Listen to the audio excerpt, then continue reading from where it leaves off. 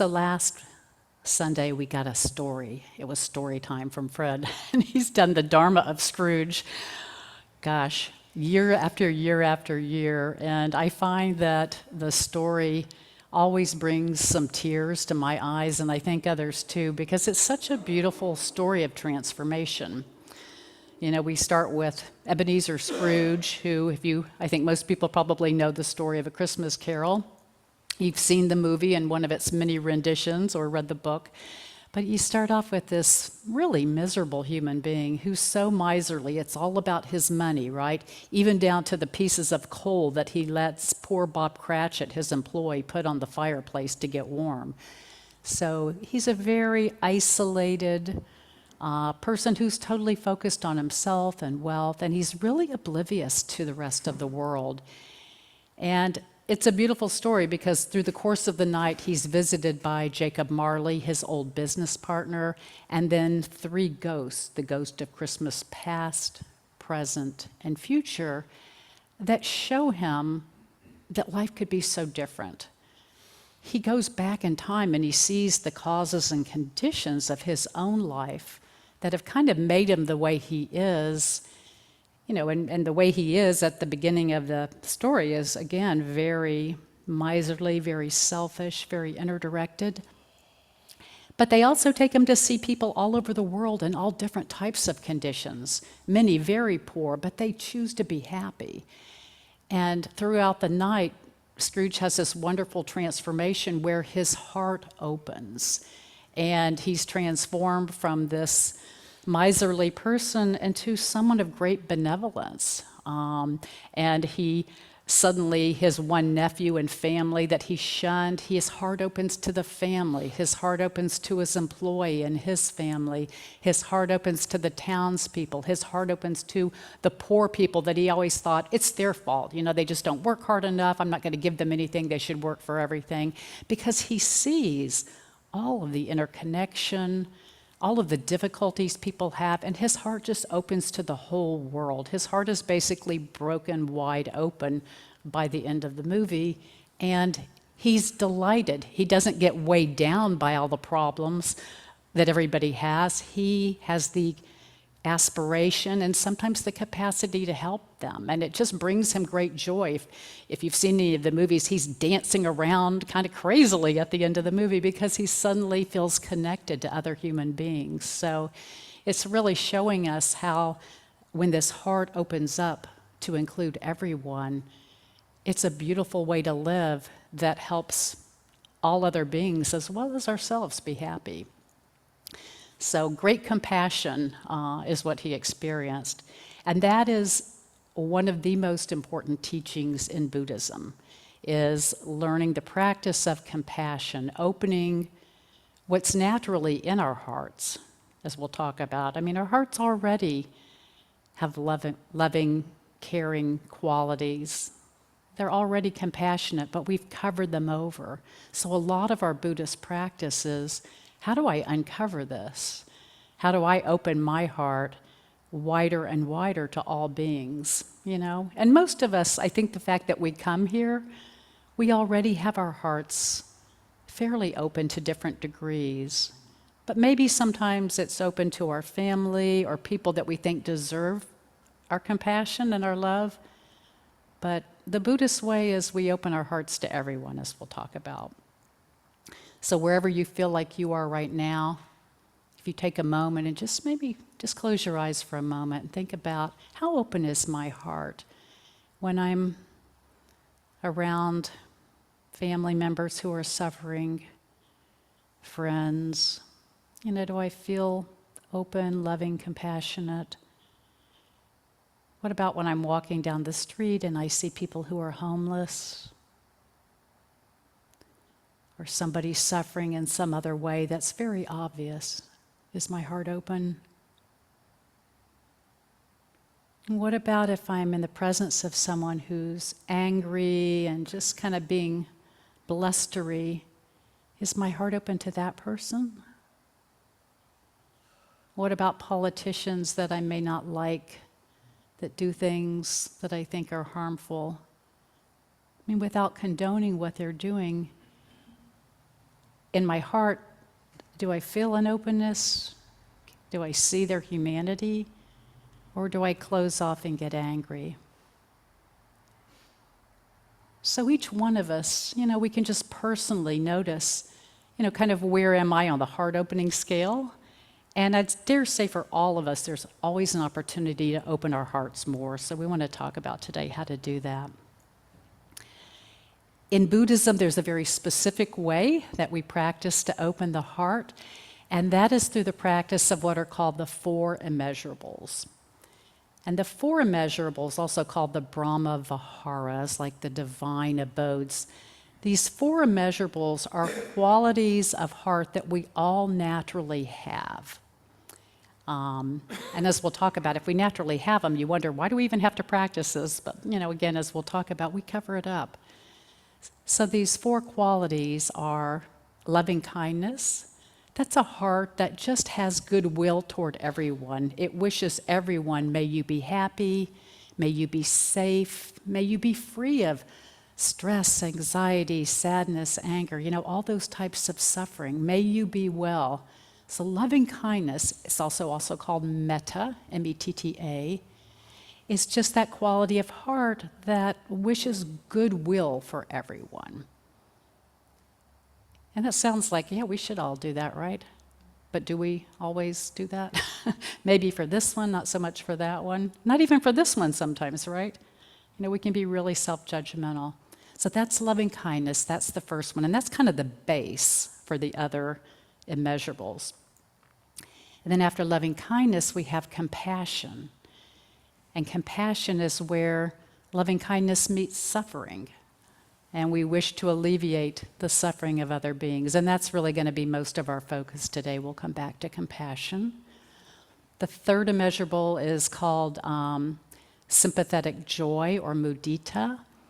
And that is just taking, when other people are happy, taking joy in their joy. Instead of being jealous, thinking, I wish this happened to me, we find that when we just have an open heart and we really want other people to be happy, that when they are happy, wow, that just expands our happiness exponentially. It doesn't have to be happening to us. We can share in their happiness when the heart is open.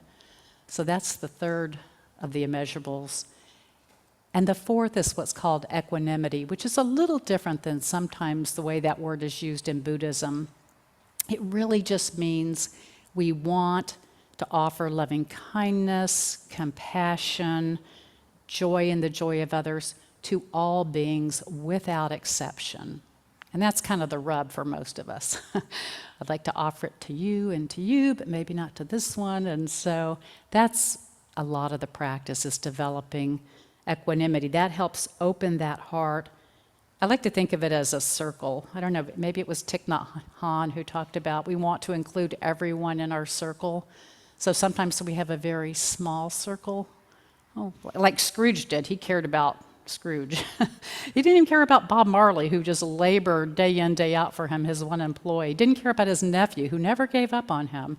He started off with a very small circle, but then his circle began to increase, and for him it happened all overnight. It just kind of bust through the boundaries. There was no boundary of his circle by the end of his transformation.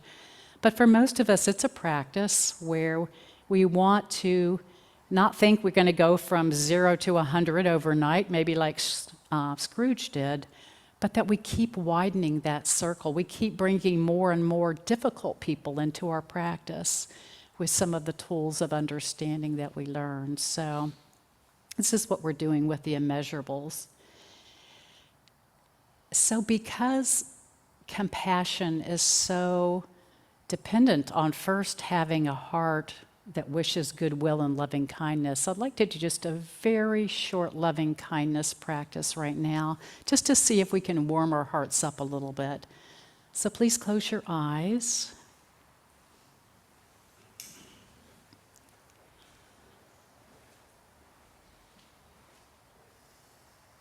And oftentimes in this practice, we begin by warming the heart up. And the way we can do that is bring to mind, it can be a person, past or present, it can be your pet, that's easy for a lot of people, but some being that you feel just unconditional love for. So don't pick anyone complicated where sometimes you're angry and sometimes you're loving. Pick someone simple. It can be a child, it can be a pet, a favorite aunt or other relative. And just bring this person to mind and see if you can, as you think about this person or this animal and your connection with them, maybe the feeling of love and kindness, see if you can just feel that open up your heart. This one loving being.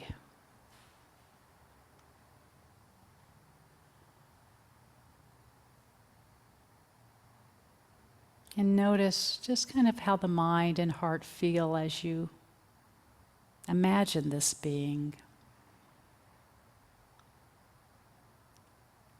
And there's nothing that you have to feel, but perhaps you'll feel some warmth, maybe a little bit of opening, whatever comes up for you.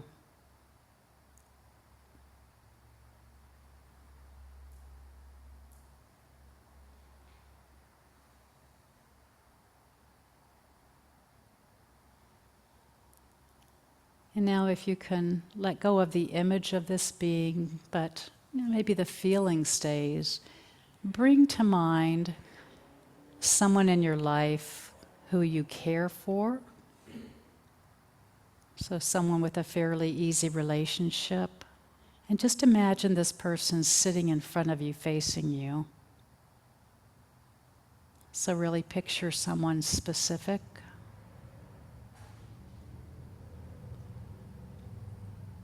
And then in your imagination, imagine you're looking into this person's eyes, they're looking at you, and you're sending them wishes of loving kindness.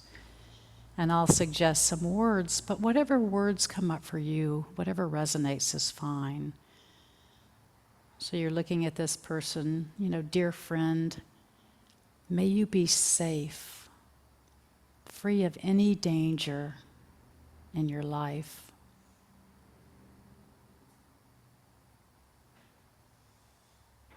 Again, may you be safe. And see, if you can really feel that aspiration that you have for this person. You care about this person. You really want them to be safe.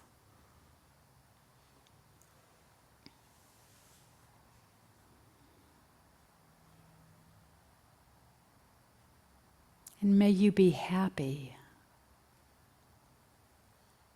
In whatever way you can be happy. In a way that supports your well-being, but really may you be free of sadness. May you be free of anxiety, of anger.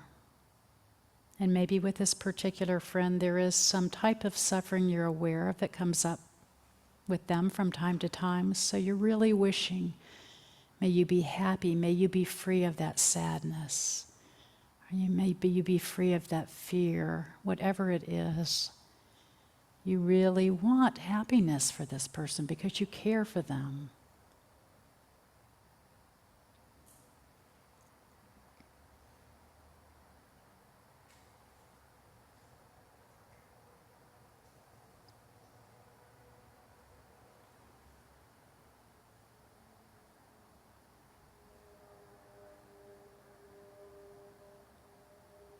And may you be healthy.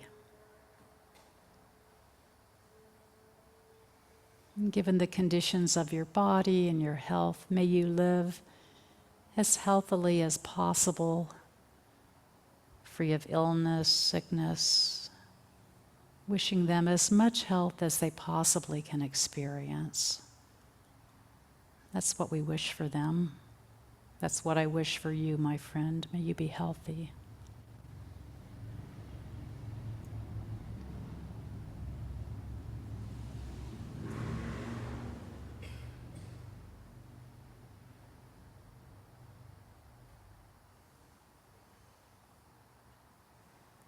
And may you live with ease with whatever happens in your life. All the ups and downs that we all experience in relationships, with our families, in our jobs, with our health, all the elements of life that come and go. Dear friend, may you experience them with as much ease and equanimity as possible. So wishing you much ease in your mind as you experience life.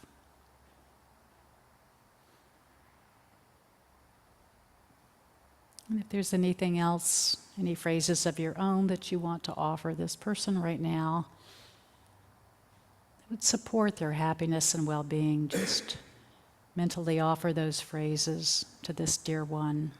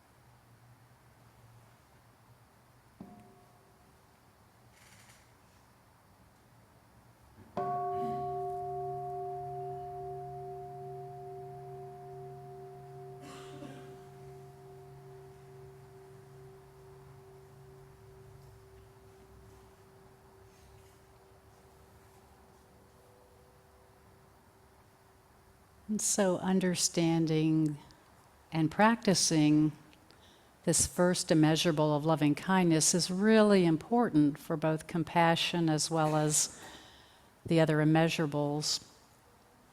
Because what we're doing in all cases is we're offering a caring, loving heart and goodwill to other beings.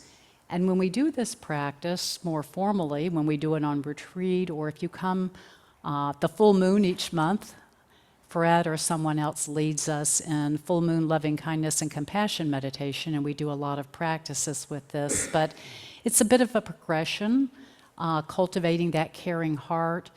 And traditionally, we start actually by offering loving kindness to ourselves. And I didn't do that this morning because for some people, that's really hard to do. You know, it's always interesting on retreat how many people have the experience of, wow, I was fine doing it for this one and that one, but when it comes to myself, there may be some kind of a residual shame or feeling of unworthiness or just something from the past that hasn't been resolved. And so it's a real practice to offer loving kindness to ourselves, and it's really important because once we've opened our heart to ourselves, it's much easier to open it to other people. So we start off in that practice with ourselves. Then we start with somebody easier, like we just did, that we care about. Then we move to a neutral person, which is really interesting because we don't think that much about, if at all, about neutral people. You know, we think about the people we don't like. Sometimes we obsess over them, right? And we don't think about them with loving kindness. Oftentimes it's something else. But the ones we care about and the ones that we don't like at all, you know, they get a lot of attention. But there's, 8 billion people out there, and most of them we don't think about at all. And so we go through the line at the grocery store and, just sort of the perfunctory conversations we have with people, if at all, people at work, our neighbors. And there's a wonderful opportunity to realize these individuals are not one-dimensional cartoon characters. They're people just like us that want to be happy. So it's a wonderful practice to offer loving kindness to people we feel neutral toward. And then people we feel difficulty to, that we may feel like, wow, I can't offer it to them. They're doing something that's hurting other people, or maybe doing something that's hurting me. And we learn through the practice, and we'll talk about that a little bit today with compassion, that people who are difficult, who we find difficult, are usually suffering. And so we're going to bring them back into our circle of compassion once we see that suffering. So that's a quick little introduction or refresher to loving kindness practice. Before we move into compassion, just any questions about that practice? Anything that wasn't clear as we did it? Were people able to feel a little warmth coming up and an opening as you did the practice for someone? Just raise your hand if you felt a little bit, yeah? Some people, yeah. It's not a one and done practice. Oftentimes when we do loving kindness practice, it feels very artificial and forced when we first start doing it. It may feel strange. When we do it 2 times, 3 times, 5 times, and continue, we begin to feel the heart really open. So please experiment with this practice. Sometimes people come to our center because they want the highest teachings. I want the wisdom. I want to know about non-self. But actually, loving kindness and compassion are up there. They are the highest teachings together with wisdom. And when we practice these, it is a practice of non-self. We take our attention away from our preoccupation with ourself, and we open it to other people, and the self just begins to fall away. So it's a wonderful practice for a lot of reasons. So compassion. Compassion, one person defined it as the quivering of the heart in response to suffering. I think that's a beautiful image, the quivering of the heart in response to suffering. So loving kindness and compassion are very related in this aspect. When this kind, loving heart that we just practiced cultivating, the heart that wants happiness, well-being, safety, health, ease for people, when that heart encounters suffering, compassion arises. So those are the 2 elements that are important here.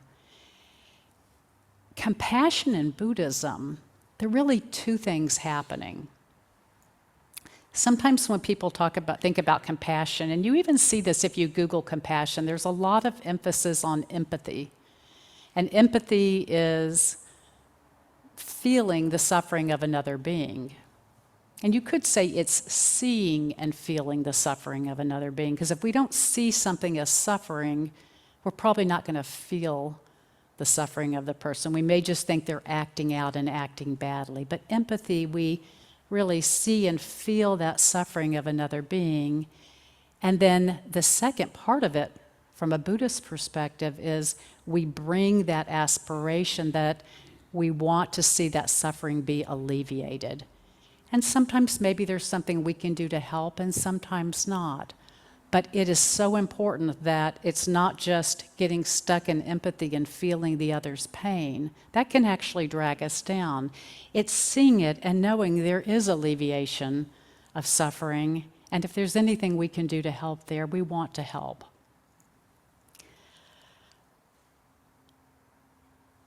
The seeing, again, is important. Because compassion, it is a natural quality of the mind. I mean, think about, we were down at the market in St. Pete yesterday and watching a child run through the crowd, and then he fell down. Not real hard, but enough, and it shook him up and he started crying. Immediately everybody turns, and you feel that. You feel compassion when something like that happens, when you see some suffering. If you see people experiencing sickness, if you watch the news and you see victims of war or famine, I mean, most all of us, we feel that. The empathy naturally arises. And what's happening is, there are physicians in the room who could address this, I'm sure, but it's what's called mirror neurons, that when we see something, even if we just read a story or a novel or watch a movie, we activate this same part of the brain as if that was happening to us. So somebody might cry and we might cry. I mean, it actually happens with yawning as well. You wonder, why is it when I see somebody yawn, do I start yawning? It's these mirror neurons that are being activated. So when we see and recognize suffering, we automatically react to it. We're wired for compassion. So it's really important to realize that, that's a natural quality. And yet, we talk about we have to practice compassion. So why do we have to practice if we already have it, would be the question. And there's a couple of things that come up. At the more basic level is a lot of times we just shut ourselves off from suffering. Sometimes we're just very preoccupied, like Scrooge was. He was very preoccupied with counting that money all the time. He was just obsessed with it. He was totally oblivious to the world around him. But I think for a lot of us, it's not that so much as we feel like we can be overwhelmed. You start reading the news, and what do they focus on? It's negative, right? They know we'll read it. That grabs attention. So there's so much suffering, if you read through your chosen media, and we can be overwhelmed by it. So maybe we shut ourselves off somewhat because we just feel like we can't handle it. Another reason that people could shut off is because we have trauma and we're afraid of being triggered. And that's really important to be aware of that. For people experiencing trauma, they're often taught about the window of tolerance. And I think it's a good thing for all of us to know about the window of tolerance. There is a window where, we're alert to what's happening, but we're not overwhelmed by what's happening. And within that window, we can experience things that are unpleasant. We can see suffering. We can touch the pain of others. But if we start to feel highly agitated, we feel like we're becoming overwhelmed, we feel like it's more than we can handle, then we may be going outside of what's called this window of tolerance. And we could kind of spin out into a state where we're just really caught in a very painful way. And oftentimes that'll happen is if, we see like a parent slapping a child, and maybe we were subject to physical abuse as a child. Even taking that in, if we haven't healed that trauma in ourselves, taking that in may be too much. We may not be ready to do that. So as we talk about compassion this morning, I'm not saying that we don't need to mind our boundaries and be aware developmentally of what we can hold and what may not be wise for us to hold right now, and respect that in ourselves. Some people can watch news reports of things that I would consider very grisly that I just can't watch. I guess I'm not developed enough yet to hold that. Some things would maybe really upset some of us that may not upset someone else. So just being aware and knowing that about yourself is really important. But on the other hand, we do want to continue to move with that edge of compassion to see where we can open more to other people. And so we don't want to shut off. We're missing a lot of life if we shut off, but we just want to be very mindful of how we open up. So that's all kind of how we shut off. We don't want to see, or maybe we shouldn't see certain types of suffering. We're not ready for it, or we've just created a habit of looking away. I'm going to watch my TV shows. I'm going to do this with my friends. Yeah, there's people out there suffering on Nebraska Avenue, where else, but they're not really my world. It's good to bring these people into our world in whatever way makes sense for you. I'm not saying how to be compassionate, but we don't want to, when our heart can open, we don't want to shut people out. But the other thing that happens, and this is, I think, the Buddha's wonderful teaching, is that we don't recognize suffering. So most of the examples I've been giving have been pretty obvious sufferings, right? Somebody is hit, they fall down, you see someone crying. They're kind of these obvious sufferings that we can relate to. But the Buddha said there is suffering all around us. And it's all because people don't know who they are. People are sad. People are fearful. And they act out in a lot of ways. And I think that's what was happening with Scrooge. When the solicitors came to him to ask for money for the poor, he's like, don't they have houses for them? He thought that everyone just needed to work harder, take their place in life and they would be set. He didn't see the suffering that people were experiencing. He didn't see his own suffering. He had no friends. Nobody liked him. He wasn't connected to anybody. His face looked really awful the whole first half of the movie. He never broke a smile. And he couldn't even recognize that he was unhappy. And we don't recognize sometimes that we're unhappy or that people who are acting out in our presence are unhappy. So just kind of stepping back a moment to, I said compassion in Buddhism is empathy plus the desire to help alleviate the suffering. But the empathy, it's not just feeling the suffering. We have to see it as suffering first, and then we feel it. And so what the Buddha's real genius was is realizing that the great suffering that we experience as human beings, it's not so much the sickness, the old age and death, that happens, but constantly we're creating psychological suffering for ourselves. And that's what he also called great compassion. You know, as our circle increases, we begin to see the suffering's not just the gross sufferings of the world. The suffering is all around us, people unhappy because they don't see the world clearly and they're suffering. And so this is the topic of workshops, intensives, all kinds of other programs that we have here at the center. But, you know, basically what is going on is that almost all of us have some sense of inadequacy. And the reason the Buddha saw that we have this sense of inadequacy is because we have this mistaken identity about who and what we are. So from the time we're little, you know, we come into the world and there's just this awareness and this presence. And there's nothing that's solid. Your body's changing all the time. Your mind is changing all the time. You know, you're interacting with this one and then that one. It's just a flow. Life is a flow of change all the time. But we have language as human beings, so we put labels on everything.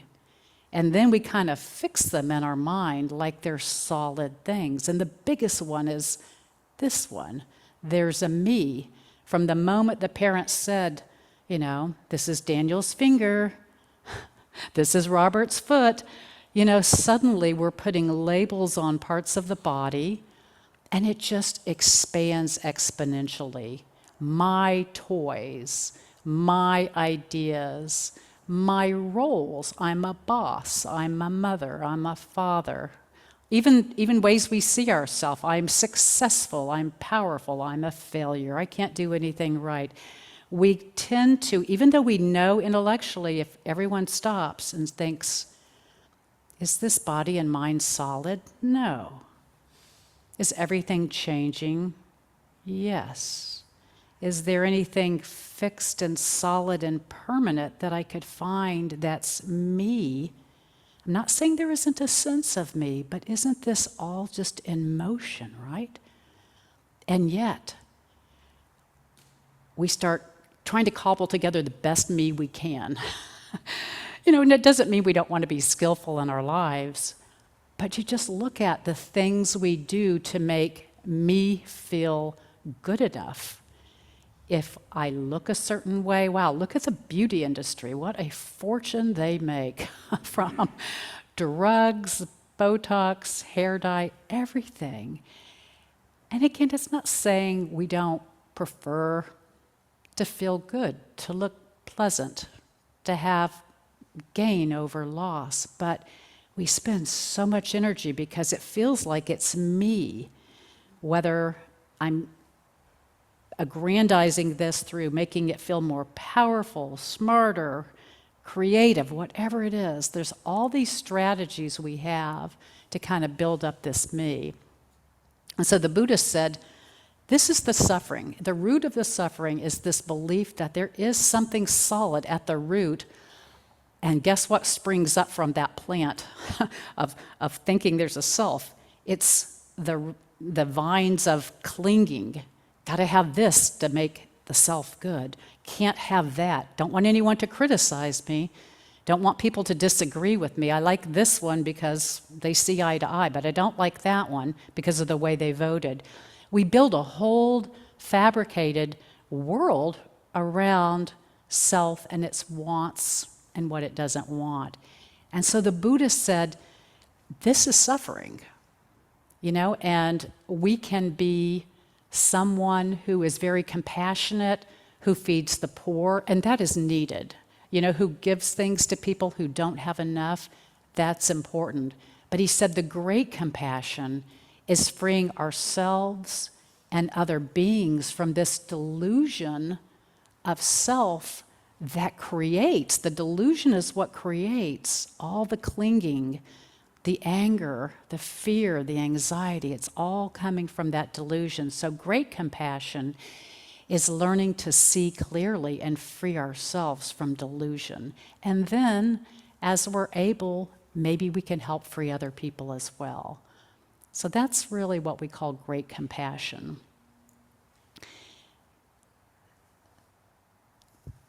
How about a bell?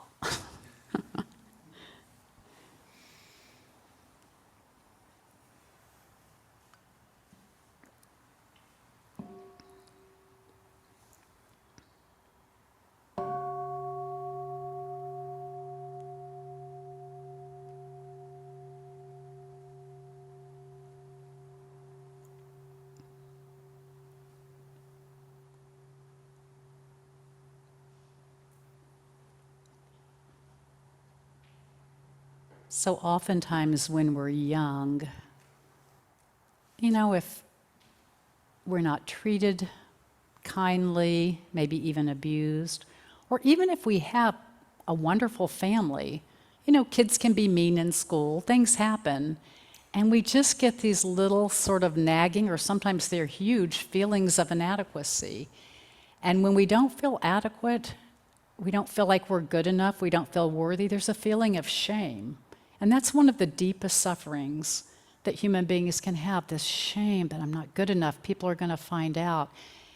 And if we are treated abusively as a child, we oftentimes, just to survive, we have to have strategies because feeling that shame is too painful. And so we do something so that we don't have to feel that. And we adopt a strategy that works for us as a child. So it may be, maybe we have demanding parents. I don't know if anybody else here, I had a very demanding father, so it was always feeling like to be good enough, to be loved, I have to do everything right. Because when we got the good grade or got accolades, then you could feel the love coming. But other than that, it's like you screwed up, you screwed up. So one of the strategies that a lot of people develop, because in youth they might have felt not approved of, not good enough, is perfectionism. And so we see people who are perfectionists, and I want to describe these because I think it's so important that we learn to see suffering in ourselves and others. Sometimes we see a behavior and we don't like that behavior and we judge the person and we don't look beneath the behavior to see they're suffering. So if we don't see it as suffering, we're not compassionate, we're judgmental oftentimes. So when we can start to see these, both in ourselves and in other people, we have understanding, which is so critical. And then compassion blooms from understanding. So we see someone who seems to be a perfectionist. We may not see them as a perfectionist, but that's really kind of what's going on. They can show up as very judgmental, very demanding, they're striving, they may be really competitive, and we may be put off by someone like that. Or maybe we're kind of like that ourselves, but we may not like that. But what we don't see is that beneath that perfectionism, there's a lot of anxiety. If I don't do this right, people won't approve of me. They won't like me. I mean, if we look at our own stories of what would happen in those situations, I won't be good enough. I won't have any friends. I won't have a family. I'll live alone. I might just curl up and die. I mean, it sounds kind of crazy, but we haven't examined these childhood patterns that create the suffering that underlies the strategies that we're still doing 10, 20, 30, 50 years later that may not serve us anymore. We can still do good work, but we don't have to beat ourselves up and be anxious about it but a lot of us are. Or some people, their strategy, maybe from childhood or adolescence was, I'll just wall off. I don't want to feel that sadness. I don't want to feel that shame. I just won't open myself up to people because I could get hurt. And so the person may come off to us as cold, aloof. Maybe we even think we're arrogant. I mean, have you ever met somebody? It's just interesting how we can judge somebody who's kind of standoffish and maybe kind of think that they're a little arrogant or they think they're better. And when you start talking to them, they're not like that at all. You realize, they're kind of protecting something oftentimes. And so for those people, there may be sort of a sadness or something that's a suffering that they're protecting. Again, it's not our job to go to every person and try to pull them off their strategy. I'm not saying that, but just we want to start recognizing, what could be underneath the perfectionism, what could be underneath that withdrawing. There's aggressiveness, people who just seem super selfish, really bullish, want everything for themselves. Oftentimes there's a lot of fear, like if I don't get this, and they're continuing to try to feed, if I get this, then it'll be okay. Then I'll be good enough. Then I can relax. But that doesn't work because there's really no me that's going to benefit from that. So these strategies, they don't work, but we keep doing them. There's numbing, and a lot of times that's done through addictions. So again, we may judge people in our family, around us, because they are always playing video games, or they're always overeating, or they're always on the internet, or they're drinking too much, or they're doing drugs. It's very easy to judge people and not feel compassion. But again, and all these addictions, even the newer ones with internet, have in common the fact that they're numbing us out to something else. Yes, they may also be providing dopamine hits and mind stimulation, I realize that, but they're kind of numbing us out. Whatever we were doing, something doesn't feel good and we don't want to feel it, so we do this instead. And so again, we can feel compassion for people who are addicted to something. It must be painful. If you've ever experienced even any minor addictions, I went through this with solitaire. and there was a time in my life where I found myself drinking. At this point I really don't drink, but there was a time where I'd come home and have a couple of glasses of wine just about every night.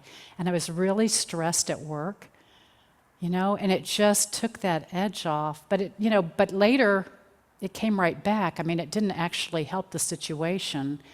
But just to realize when we have strategies like that, most of the time they're not working for us anymore, or for the other person. So we can feel compassion for the person. We don't have to be judgmental. We can realize maybe we've been there ourselves sometime. And we can hope that they find what they need to help them move through the addiction, the perfectionism, the aggressiveness, even the narcissism. I'm not going to mention any names, but there are people in our society who are highly narcissistic. And you think, good grief, I could never be compassionate to that person. But, underneath narcissism is great insecurity. Great insecurity. It's such a protective shield. So, in all these situations, I'm not suggesting that we condone or accept certain behavior. It's not about that. It's all about how do we meet the situation? How does our heart meet a situation? Does it meet it with judgment and closing off, with separation, me and them? Or does it open up and realize, yeah, human beings, we all want to feel whole, safe, wholesome. And we have the Dharma, which begins to teach us, these Buddhist teachings, how to reclaim kind of this wholeness, how to realize who we really are, but most people don't.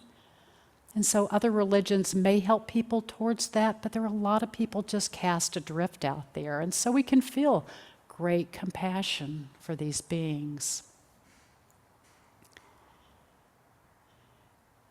Shantideva, 9th century Buddhist monk, scholar, poet, wrote The Way of the Bodhisattva, was talking about compassion. And he said, If with kindly generosity one merely has the wish to soothe the aching heads of other beings, such merit knows no bounds. So we sing, that's good. You wish to soothe the aching heads of other living beings. That's a good thing. We get merit, benefit from doing that. But then he adds, no need to speak then of the wish to drive away the endless pain of each and every living being, bringing them unbounded excellence.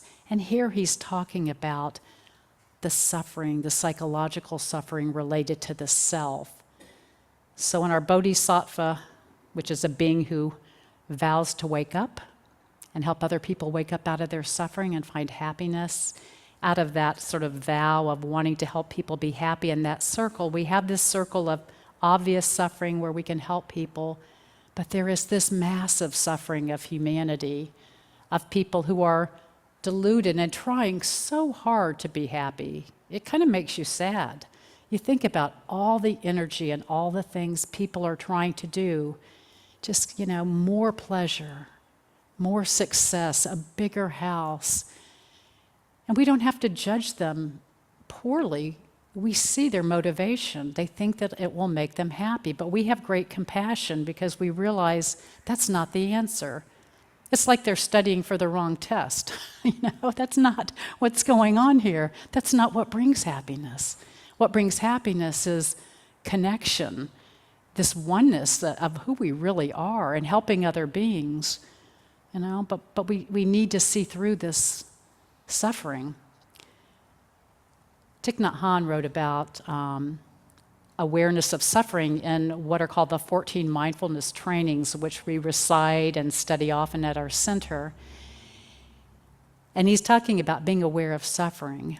And he said, to come home to ourselves, to recognize, accept, embrace, and listen to our own suffering with the energy of mindfulness. To do our best not to run away from our suffering or cover it up through consumption, but practice conscious breathing and walking to look deeply into the roots of our suffering. Once we have understood our own suffering, we'll be able to understand the suffering of others and be committed to finding ways to be with those who suffer so we can help them transform their suffering into compassion, peace, and joy. So, Thich Nhat Hanh is telling us, start here first. Almost all of us have some suffering that maybe we haven't recognized as suffering, and we often turn away from our suffering. It doesn't feel good, even little things. A little prick of sadness. Maybe you experienced some over the holidays if you were seeing people, saying goodbye to people. With people, maybe sometimes that's suffering around the dinner table and the conversations, and then parting from people. There's all kinds of little ways that we feel suffering within that we have lots of opportunity to practice with. Moments of sadness, moments of irritation, we all have them. And so the beginning of practicing compassion is to start with ourselves and to have first that empathy. We have to see, this is suffering. And we'll play with that in just a moment. This always feels like such a heavy talk. Suffering, suffering, suffering. But I'm here to say that it sounds like a tall order, right? To open your heart to suffering. You may be thinking, why would I even do that? That sounds heavy and difficult to do. But it is actually the path to true happiness. And I know many people here have experienced that. It takes us out of ourselves. It connects us with other people. And even if there's nothing we can do but just be a caring presence, that can have enormous benefit for people. So it really is the path to happiness. And there were a couple of quotes that I wanted to share on that.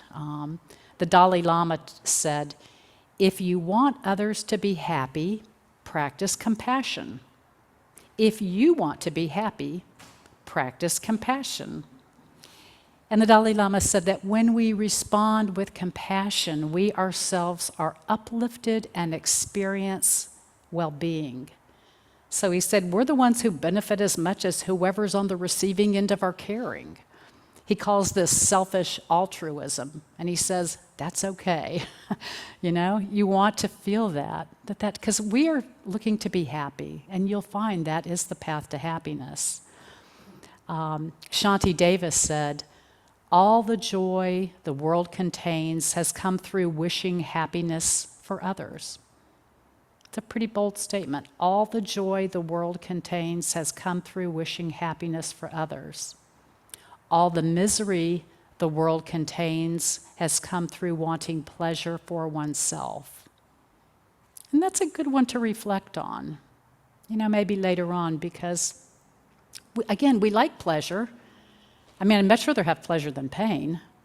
But when we're fixated on our own pleasure, it kind of can leave us with a feeling afterwards. Was this a worthwhile, connecting, meaningful way to spend my time?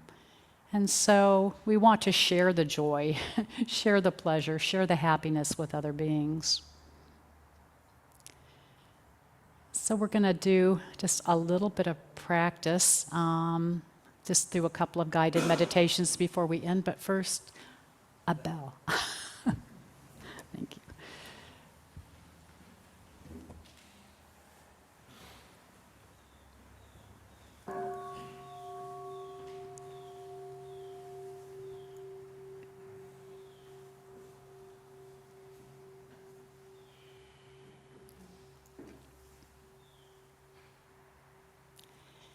So these days, a popular topic is self-compassion. I teach mindfulness-based stress reduction, and even more popular than that class from the same group is mindfulness-based self-compassion, because they've just found that so many people have a hard time being compassionate with themselves. So, there's some wonderful classes out there, wonderful books on the topic, but, there's also just some simple practices we can do. And there's one I wanted to share from Kristen Neff, who teaches the Mindfulness Self-Compassion Break in her Mindfulness Self-Compassion programs. And what she teaches us is a strategy for when you're going through a hard time, something you can do quickly to just kind of get in touch with your suffering. Because again, remember, a lot of times the suffering feels unpleasant and we just want to shut it out or cover it over. Maybe if I have another cookie or if I check my email, I just won't think about it.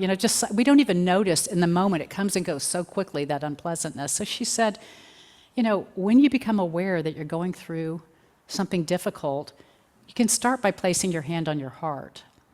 And this reminded me of, I've shared this story before, but we were at a Thich Nhat Hanh retreat, and the abbot of Blue Cliff Monastery is this large monastic Phap Kong, and he said to us, when I feel like I'm suffering or I'm upset, I just give myself a big hug. And here's this big guy, and he goes like that, and he says, what's wrong? I love you. And it was so sweet. And I've done that. And I think Kristen's method is very much like that. It's the touch, and that touch actually releases oxytocin. It has a calming effect. It just brings some emotional kind of relaxation and regulation to touch yourself somehow. So some people, Kristen Neff touches the heart. Some people may do the hug, whatever works for you, but just a gentle touch, maybe your hand on your heart. And then you say to yourself, you acknowledge, this is a moment of suffering. No matter how small, it's important to acknowledge suffering. And, there may be some other variation that comes up, like, this is really hard for me, this is really difficult, but ultimately it's suffering. And then you say, suffering is part of life. And here we're recognizing that it's not just me that's feeling this suffering, but so many beings universally feel this type of sadness or this anger, this frustration, whatever it is, this fear. And doing so helps us feel not so alone. That this suffering is just part of human life sometimes. So to feel that, and then to say, may I hold my suffering with kindness and compassion. And so, in that moment, you're both offering, you can almost feel through the hand, you're offering compassion, and then the body is receiving compassion. And maybe you can somewhat feel those two aspects of the mind in that moment. So I saw this, and I've sort of been of the hugging routine, and probably not quite as these particular steps, but I dropped my son off at the airport on Christmas, and he lives in San Diego. And I remember when he first took a job out there, and it was a great job. Oh, I cried for weeks.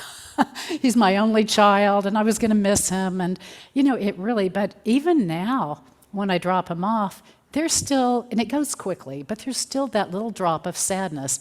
And that's okay, but I'm driving back from the airport, and it's very easy to have that moment of, I should be over this, I shouldn't be feeling this, to kind of just block ourselves off. So I did it. It's like I touched and said, I'm feeling some sadness right now. And then I thought about all the people who, have family coming and going over the holidays, and the sadness. I thought, this is just a universal thing. We have people that we love, and they come and go. Sometimes we lose them, they pass away, sometimes they're traveling. But life is just this series of coming and goings. And then just to say, may I hold this suffering with kindness and compassion. We don't have to be ashamed of our suffering. We don't have to push it away. We just have to allow it to be, and it will pass through. And I found it remarkable how helpful that was. I was very quickly, it just kind of passed. And that was a teeny tiny thing. But we can do it for bigger things too. But let's take a moment to just practice for yourself. So if you'd close your eyes, and maybe just bring to mind something smaller for you. I wouldn't pull out a big suffering right now, because sometimes those really take some care to take care of. But something small, maybe a little, anxiety or irritation or some sadness, something that's come up for you recently. So get something maybe kind of specifically in mind and see if you can feel that a little bit. Sort of imagine it again.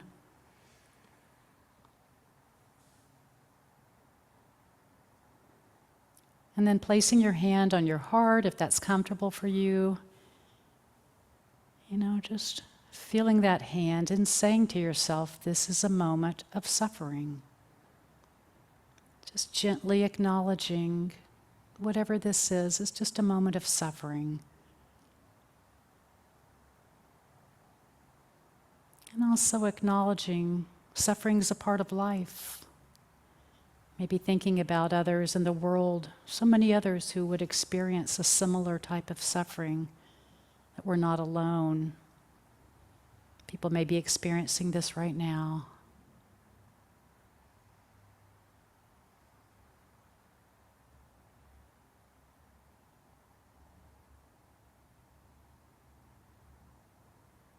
And then saying to yourself, may I hold my suffering with kindness and compassion. We always want to hold our suffering, always with kindness and compassion.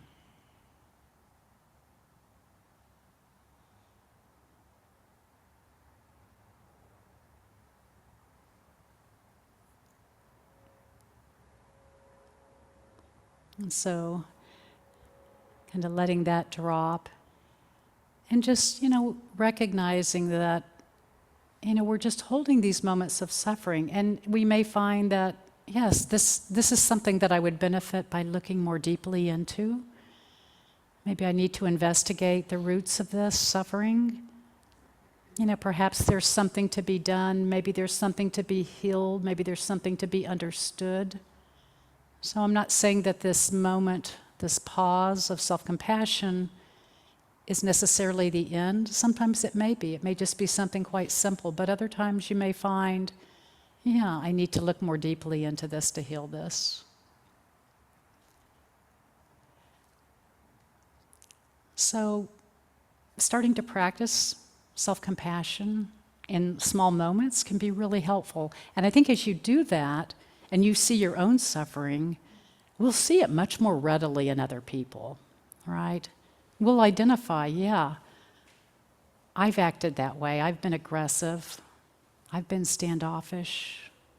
I've kind of numbed myself out, or I've been caught in striving to get approval.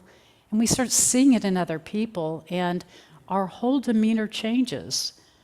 The heart of compassion, the caring heart suddenly just really opens.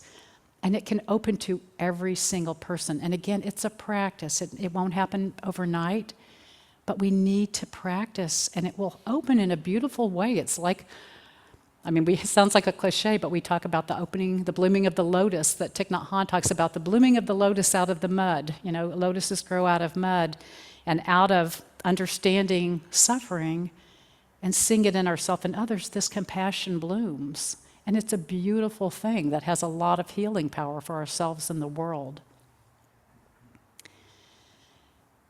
So sort of the last kind of point that I wanted to touch on is, compassion for other people.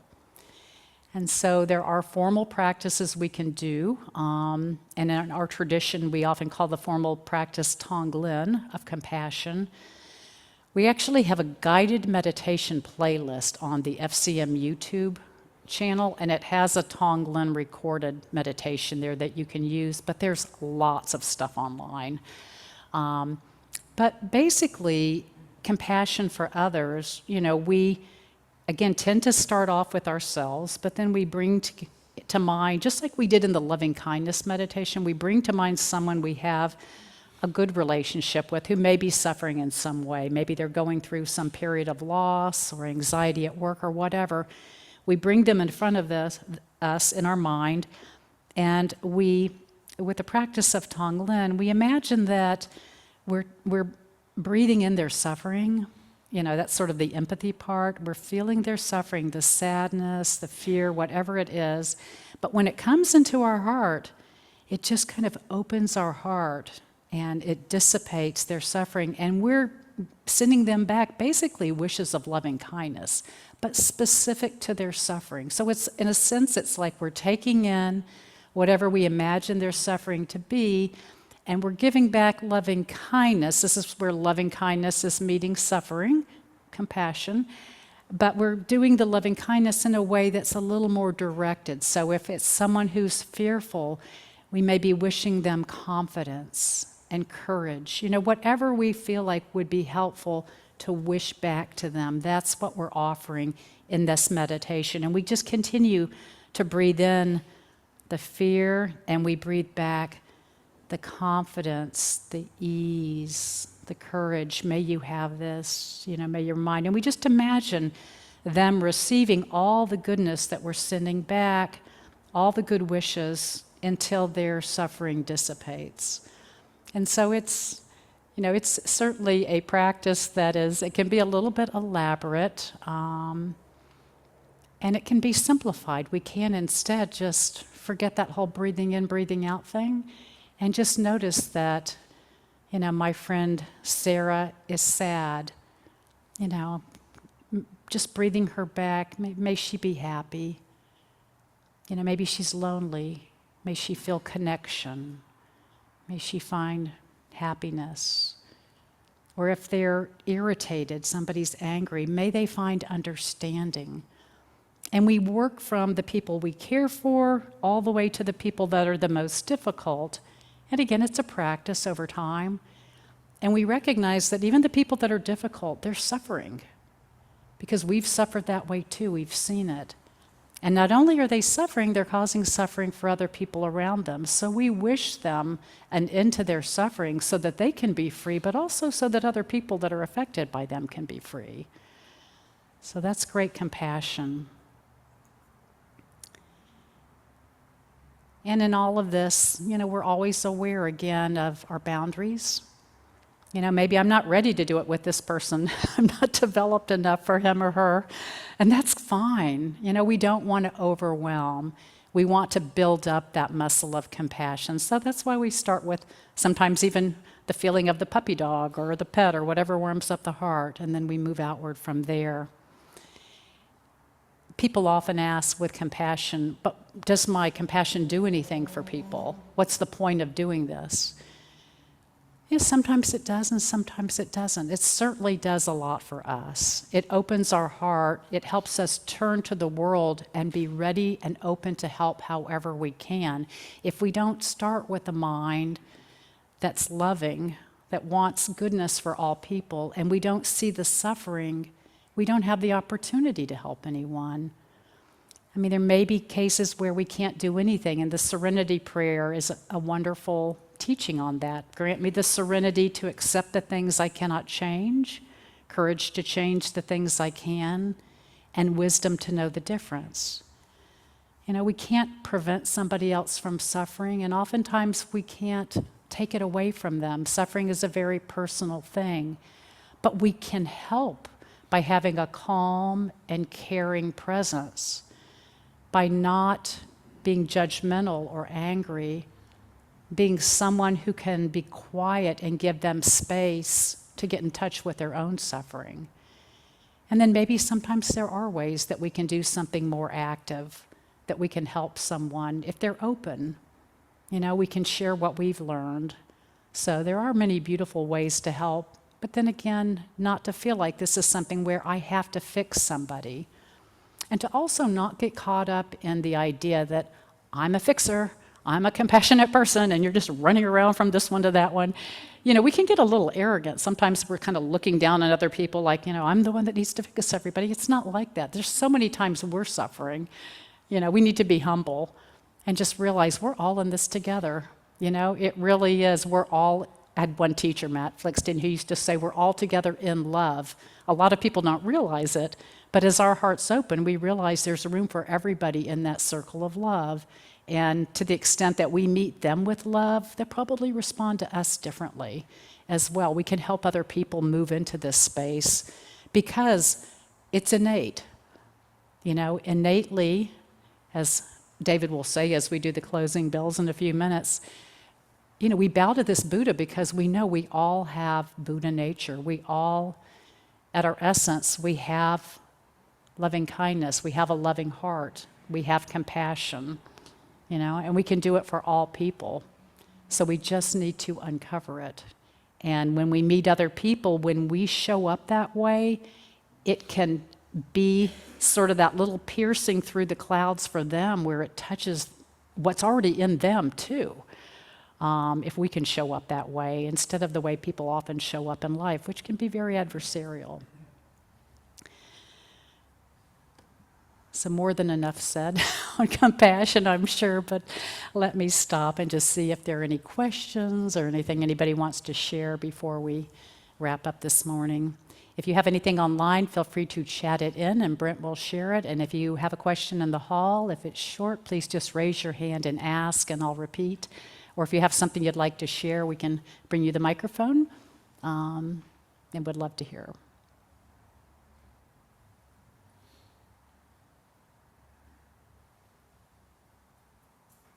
Yes, Robbie in the back. Max, would you take Robbie the microphone?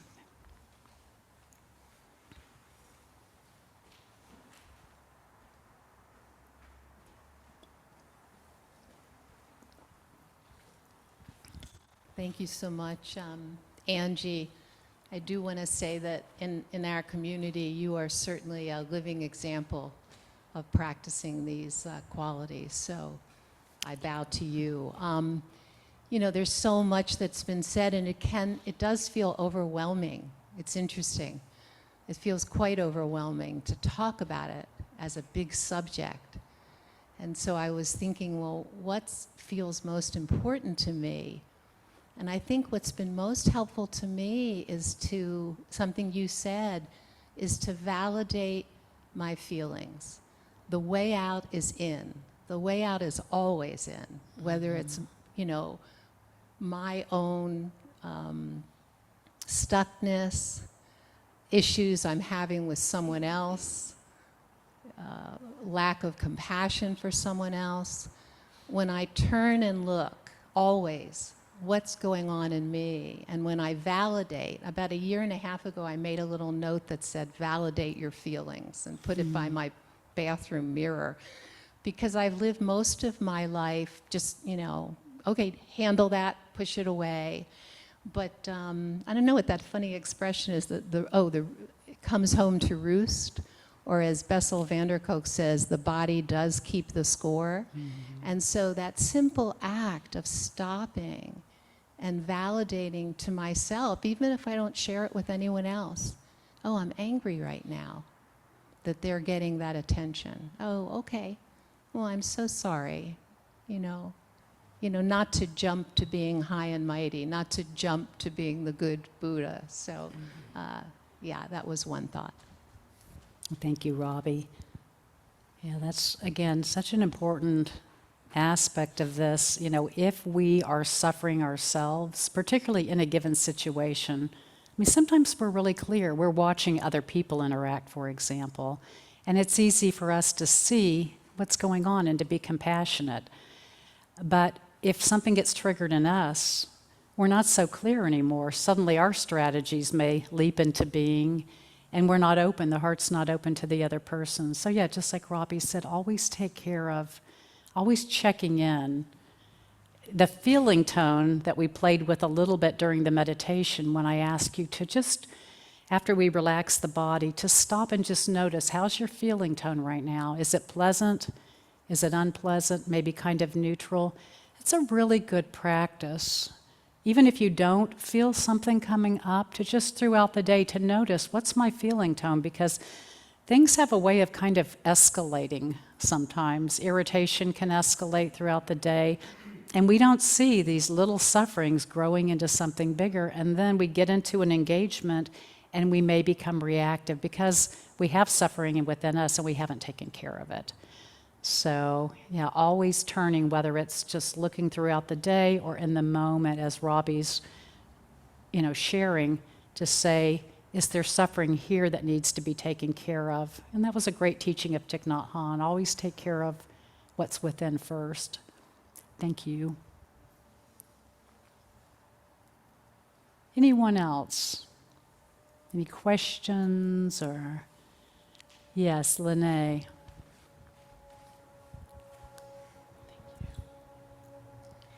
Thank you so much, Angie. It's always a wonderful subject to dive deep into. And I recall the days before this practice and I had met. And there was a lot of confusion.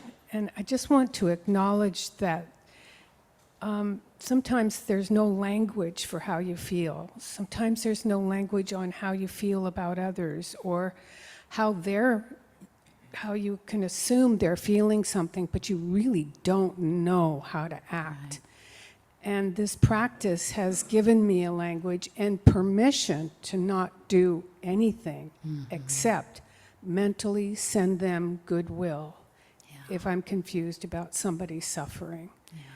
And that has totally eased my own suffering and lessened the confusion about how to interact with people who I didn't know how to be with. And so thank you. Thank you, and thank you to Buddhism, too, for kind of opening my heart and opening my eyes. Appreciation. Thank you, Lene. Yeah, it's so important. And I talked a few weeks ago about, I think it was at a day of mindfulness, about presence and how we listen and the fix-it mind, which is really an egoic trait. The fix-it mind always wants to solve everything, wants to know, and that's often not a gift to people, and it may not be compassionate. The compassionate to be able to listen and to don't know, and to create the space to maybe learn, or maybe we won't know, but to be okay with that. Yeah, just creating the space, even if there's nothing else we can do at all to help. Just to have someone listen to you deeply and be present is a wonderful gift. So thank you so much for being here today. I always feel fortunate to be the one sitting here to get to see the beautiful faces and see all of you. Thank you for joining us online, and we will conclude.